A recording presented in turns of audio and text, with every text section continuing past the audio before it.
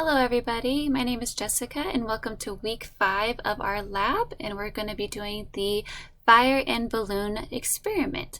Now for the first balloon, it was just filled up completely with air. Nothing else was added to it, as you can see. So we are going to watch this one and see what happens with it. And once it loads up, there we go. And it popped immediately.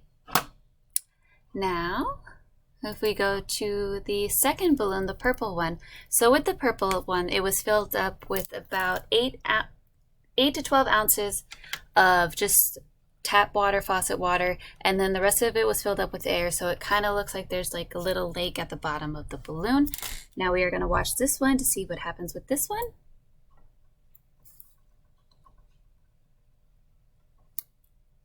There we go. Let the balloon under, and it was good for a long time.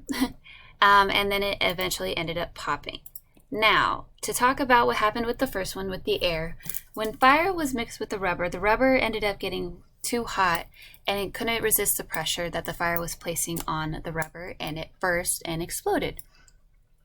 Now with the second balloon was filled with water. Now water has a very, very high heat tolerance, so it takes a lot of heat to warm up water. Now when that happens, what the fire is essentially doing is warming up the water, and now the bond with the rubber, water, and the fire is equally strong, and they are not breaking. Now when the water eventually gets too hot, it'll probably weaken the rubber and eventually pop. However, in this experiment, it lasted about 7 to 8 seconds possibly. With the fireproofness, now a couple of errors that could have occurred in this experiment would be the type of balloon. Now these balloons were purchased from the dollar store, so they might not be completely rubber, to be honest. They might not be very stable. They might already have somewhat holes in them. I don't know, but that is a possibility. Now the other possibility is how much of water or where I was placing the flame at the time for the experiment. Now for talking about how much water, it generally looks like I might have put too little, so the balance between the air and the water was not somewhat equal, so that could have been a big trigger for the flame attracting to the air more and the rubber, so therefore popping after a certain amount of time.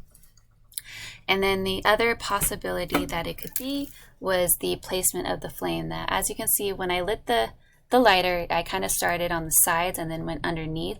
Now the sides might have been a little bit more susceptible to popping because of the ratio of water to air was a lot thinner. Or it could have just been where the flame was placed at the bottom. Maybe it was too close at first to where it couldn't connect with the water right away, and it hit the rubber first, essentially breaking that bond and exploding the balloon. Now this is my fire experiment for week 5, and I have to say I would feel pretty successful in experimenting with it, other than needing to change a few of my variables in the second one with the water. And I appreciate you guys listening, and I hope you guys have a great day.